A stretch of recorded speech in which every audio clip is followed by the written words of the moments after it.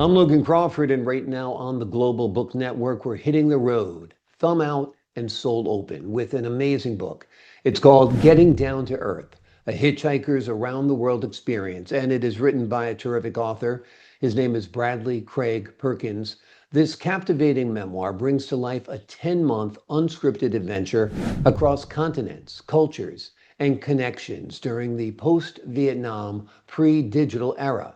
It's a gripping blend of travel, trust, and transformation for fans of travel stories, cultural exploration, and coming of age journeys.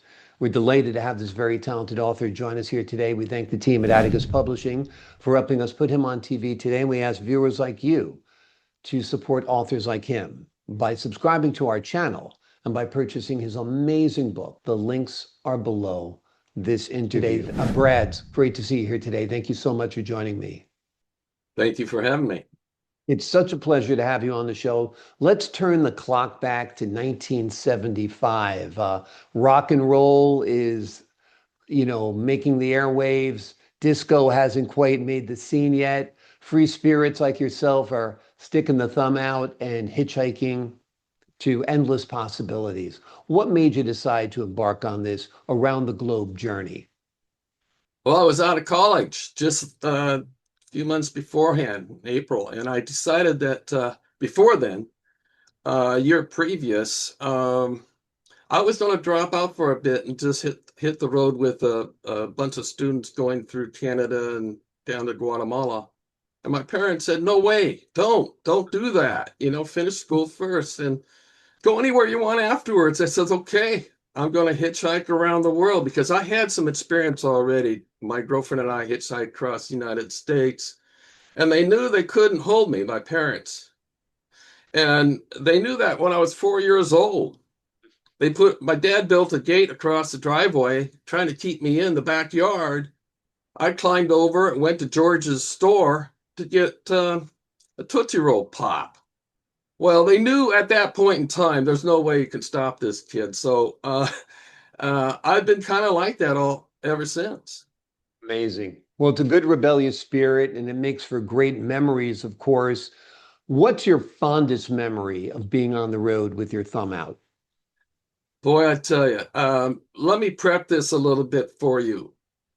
What you do is you got to decapsulate. In other words, it's such a delight hitchhiking, but what you have to do is drop everything. Even my girlfriend, I dropped. I said, "Goodbye. This is it. We're done. I don't want you to expect me at the end of this trip because I may not come back." And that's the sort of attitude you got to have. You got to pack very lightly. All I had in my backpack was clothes and a bunch of Kodachrome. And that was it. And my satchel bag kept close to me, traveler's checks, and I had my camera and my journal. And that's basically all I had. And my thumb was the one that decided where I was going to go, depending on who had the trust or the interest in checking out this guy. He looks like an adventurer. He might have a story to tell. I'll pull over and check him out. And the lonely time you spend on the shoulder connected with the lonely time with the person in that car. You are the guest to the host. The driver is the host. So you better do what's right, and that is give him a good vibe for the ride. Exactly, exactly. I hitchhiked a little bit when I was in high school and college, only locally, never across country or anything like that. But most hitchhikers have one experience that says, okay, that's it. I'm out. I'm folding the cards now. I'm getting away from the gaming table. You get a bad experience. Did you ever have an experience where you were a little frightened or a little shook up by who picked you up? Not in that sense, but I nearly got run over by a tire that fell off a truck in Canada. Okay, and that makes it so that a part of my book is 17 rules of the road, the Perky Thumb rules of the road.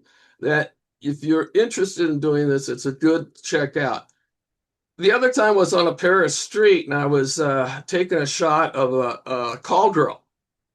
And I got this friend of hers coming behind me, grabbing my camera, hit me over the head. That was the closest thing of coming to danger that I had. That's Seriously, funny. I had no, I had no problems. The 10 months I was on the road, and I went through third world countries too. I Yeah. did end up in jail for a while in Algeria. That's a story in itself, but you got to read the book. Yeah, exactly. Exactly. There's I a lot talked my to way read out of here. that too. Have you envisioned this as a film? I think it'd be a great movie. Yeah. Um, Michael Douglas, I just read an article about 50-year anniversary of the One Flew Over the Cuckoo's Nest, which was filmed here in Oregon. Hmm. And it was the last movie that had all five Academy Awards for, and one was screenplay. I wouldn't mind getting a hold of Michael Douglas and talking about this because Hmm. I think this aura, the era that it happened, and the aura that you have to be in when you hitchhike, and I can't be more definitive of this important thing, and that you people might have already experienced it when they travel. When you're sitting there and you're talking to somebody as you're traveling, like the theory of relativity, it is a time, it's, just you forget about it. When you're having a good time talking to somebody that's telling you about, the things around you, the history, the whatever, giving you tips as to where to go next. You, by the time that you get to your destination, oh God, already? Exactly, uh, your exactly. time goes by so quick when you're traveling and you're exploring different lands and you're meeting people from other cultures. I didn't know any language except for English, Mm. so I manipulated the conversation into sometimes sign language or sometimes drawing pictures, but most importantly is picking up some words that are important in that country where you're at. Yeah. Yeah. Don't you feel that like the 70s and 60s and parts of the 80s were like a more interesting time? The pre-digital age was much more human connected. I mean, nowadays we get on this thing and we can find out where the best restaurants are, where the youth hostel is. We can find pictures and videos of everything we'd ever want to see. But when you were doing it, it was a true adventure. You were dependent on that trucker who picked you up to give you the lay of the land, to tell you, where to check out to sleep for the night or wherever it might be. Now it's all kind of like, manufactured and almost corporate. Absolutely. Are you able to leave your cell phone at home? Hmm. Can you do that? Can you do it for 10 minutes today? It's kind of sad that we have, and I talk about it in the book. Oh, it's 50 years ago, and I'm talking about the machine and being careful that it doesn't take over our lives. And it was related to the car and the way how fast our United States moves. And I talk a lot about that in the book too, in comparisons of where I'm traveling through and the lifestyle, the way they live their lives differently than we do, not so dependent on the car, living in places that are more neighborhood uh, oriented and close to everything they need and walking to it. So I think maybe have it for an emergency, but don't depend on it. I had a paper map. I Yeah, had paper maps. You right. can still use paper maps. Why Exactly. not? And you can still talk to people instead It, of reading Reddit to find out what some guy who, you know, hiked along this trail thought of it. Talk to somebody, an old timer in the neighborhood, and ask them. I mean, it's much more personal, it's much more interesting, and you're creating a human connection that you remember. you hit it so well, Logan. I mean, it is a God sent energy of love. I can't describe it any other way. When you communicate with a person one on one in the same space, and you're in a tight space in that car, I mean, you better get along. And you've got to break the ice right away. When you hop in that car, you be the entertainer. You be the one that, is more outgoing. And you can tell if they don't want to talk, but 95% of the people always wanted to talk and learn about what you're about. And I wanted to learn about what they're about.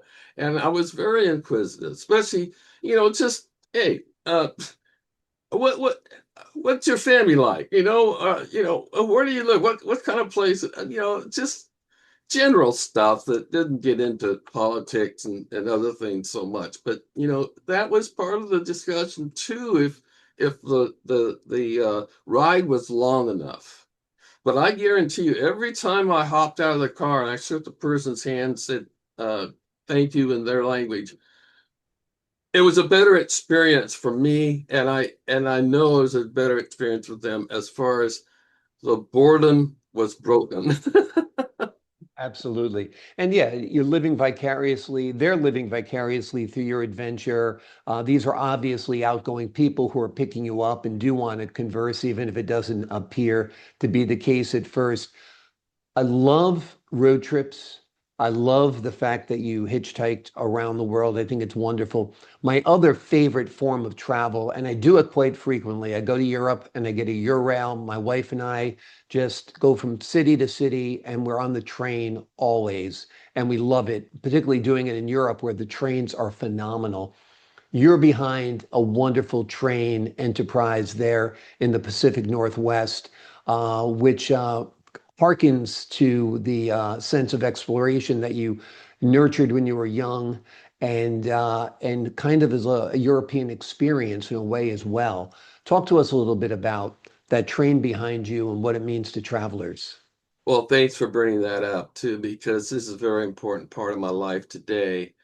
And and when I ended that trip, I wanted to do some environmentally inclined, and I moved buildings, a lot of preservation work and restoration and whatnot. But I soon learned that, hey, maybe going back to the way we travel is the best way to go.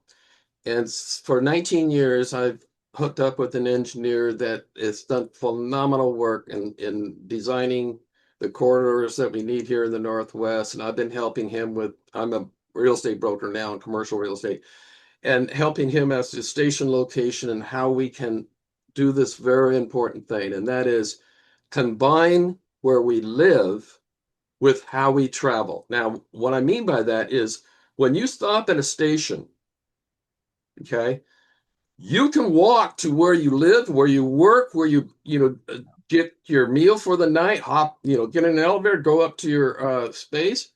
It can be condos, it can be apartments, it can be affordable housing, it can be whatever. But you have these station areas as communities, okay? And that's embedded with the way we should travel. Now, if you're in a station area, you've got connections to bikeways, you got connection to light rail, buses, cars. The whole gamut should be there as well. So you have many different connectivity possibilities where you want to go. So what does that mean? Do you need two cars anymore?